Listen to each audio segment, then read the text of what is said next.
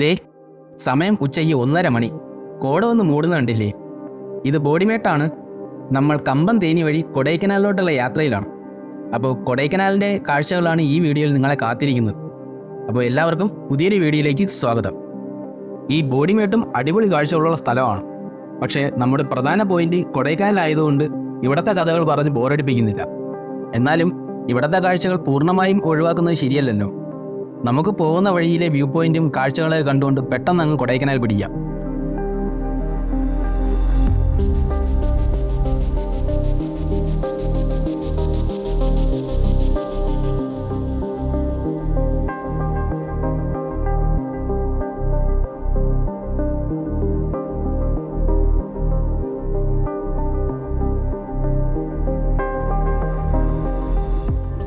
ഇത് നമ്മുടെ സ്റ്റേയുടെ മുമ്പിൽ നിന്നുള്ള വ്യൂ ആണ്.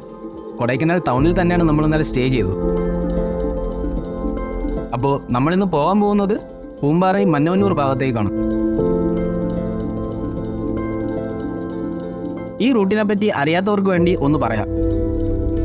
ഈ വഴി സ്ട്രെയിറ്റ് പോകുന്നത് ഗുണ കേവ് പില്ലർ റോക്സ് ഭാഗത്തേക്കാണ്. ഇവിടെ നിന്നും താഴേക്ക് പോകുന്ന ഈ വഴിയാണ് നമുക്ക് പോകേണ്ട പൂമ്പാറ മന്നവന്നൂർ ഭാഗത്തേക്ക് പോകുന്നത്. ഇത് കൊടൈക്കനാലിൻ്റെ ഗ്രാമങ്ങളിലൂടെ കടന്നു പോകുന്നൊരു വഴിയാണ്. ഈ ഒരു യാത്രയിൽ തന്നെ കൊടൈക്കനാലിൻ്റെ ഗ്രാമഭംഗി നമുക്ക് പൂർണ്ണമായും ആസ്വദിക്കാൻ കഴിയും. അങ്ങനെ ഗ്രാമഭംഗി മാത്രമല്ല, ഒരുപാട് പൈൻ ഫോറസ്റ്റും ഈ റൂട്ടിൽ നമുക്ക് കാണാൻ കഴിയും.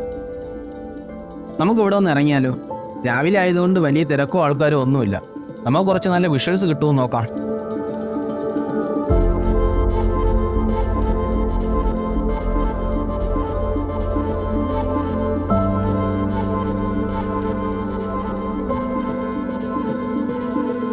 പത്തിരുന്നൂറ് വർഷങ്ങൾക്ക് മുന്നേ ബ്രിട്ടീഷുകാരാണ് ഇവിടെ പൈൻ ഫോറസ്റ്റ് ഉണ്ടാക്കിയെന്ന് കേട്ടിട്ടുണ്ട്.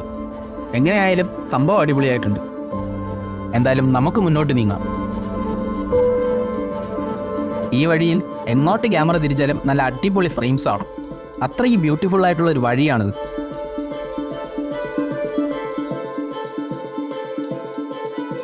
ഇതാണ് പളനി വ്യൂ പോയിന്റ്. നല്ല തെളിഞ്ഞ കാലാവസ്ഥയൊക്കെ ആണെങ്കിൽ അങ്ങ് ദൂരെ പളനിയുടെ കുറച്ച് ഭാഗങ്ങൾ കാണാൻ പറ്റും.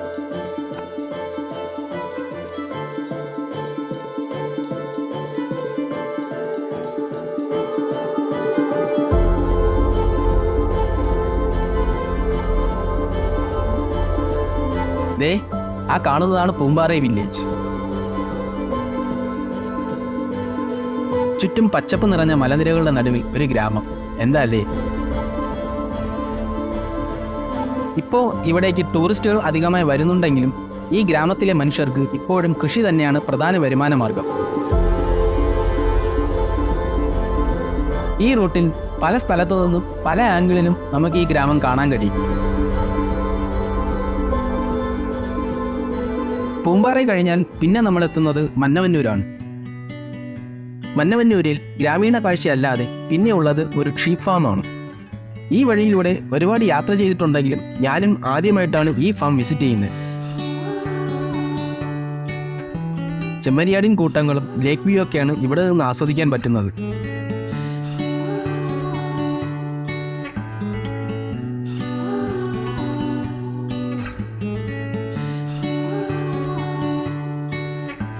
നമുക്ക് ഇനിയും മുന്നോട്ട് പോവാം. ഈ വഴിയിൽ യാത്ര ചെയ്യാൻ ആഗ്രഹിക്കുന്നവർക്ക് വേണ്ടി പറയാം, ഇതെല്ലാം കാർഷിക ഗ്രാമങ്ങളാണ്. ഇവിടെ കിട്ടുന്ന സൗകര്യങ്ങൾക്കും വളരെ പരിമിതികൾ ഉണ്ടാവും. അതെല്ലാം ആസ്വദിക്കാനും അഡ്ജസ്റ്റ് ചെയ്യാനും കഴിയുന്നവർ മാത്രം ഈ യാത്ര തിരഞ്ഞെടുക്കുക. ഈ റൂട്ടിൽ വേറെ പെട്രോൾ പമ്പൊന്നും ഉണ്ടാവില്ല.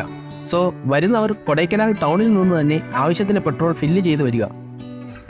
കൊടൈക്കനാലിൽ നിന്നും ഈ വഴിയിലെ അവസാന ഗ്രാമമായിട്ടുള്ള ക്ലാവര വരെ ഏകദേശം 45 കിലോമീറ്റർ ഉണ്ടാവും. അത്രയും തന്നെ ദൂരം തിരിച്ച് യാത്ര ചെയ്യാൻ ആവശ്യമായ പെട്രോൾ വണ്ടിയിൽ കരുതുക.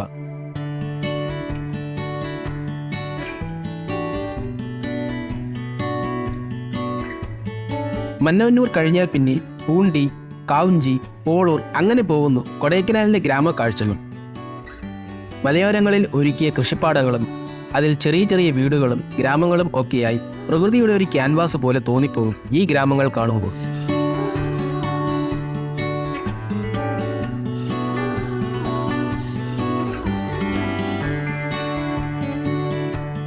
ഈ റൂട്ടിന് ഒരു ഡെസ്റ്റിനേഷൻ ഇല്ല എന്ന് പറയുന്നതായിരിക്കും സത്യം. പോകുന്ന വഴി നമ്മൾ കാണുന്ന കാഴ്ചകൾക്ക് തന്നെയാണ് പ്രധാനം. മലനിരകളും അതിൽ ഇത്തരം കൃഷിപ്പാടങ്ങളും ചെറിയ ചെറിയ ഗ്രാമങ്ങളും ചെറിയ വീടുകളും ഒക്കെയായി ഈ വഴിയുടെ അവസാനം വരെയും ഇങ്ങനെയുള്ള കാഴ്ചകൾ തന്നെയാണ്.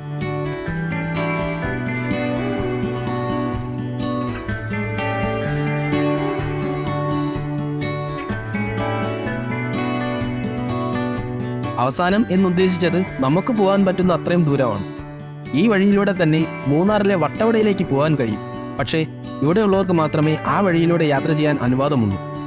നമുക്ക് പോയ വഴിയിലൂടെ തന്നെ തിരിച്ചു വരേണ്ടി വരും. നമ്മൾ കണ്ട കാഴ്ചകളൊക്കെ തന്നെയാണ് തിരിച്ചു പോകുമ്പോഴും. അപ്പോൾ ഈ വീഡിയോ ഞാൻ ഇവിടെ വെച്ച് അവസാനിപ്പിക്കുകയാണ്. ഓരോ യാത്രയുടെയും അവസാനം പുതിയൊരു യാത്രയുടെ തുടക്കത്തിന് വേണ്ടിയാണ് എന്ന് പറയുന്നത് പോലെ അടുത്തൊരു യാത്രയുടെ വിശേഷങ്ങളുമായി വീണ്ടും കാണാം.